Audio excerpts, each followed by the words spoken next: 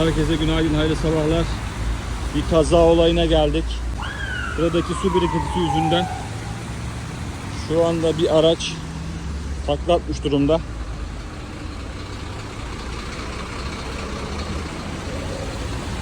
Evet, buradaki araç seyir halindeyken su birikintisi yüzünden takla atarak gan yapmış. Araçta 2 kişi bulunuyordu.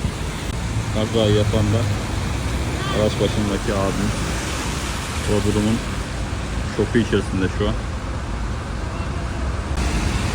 Abi de şu an durum karşısında bayağı üzülmüş durumda.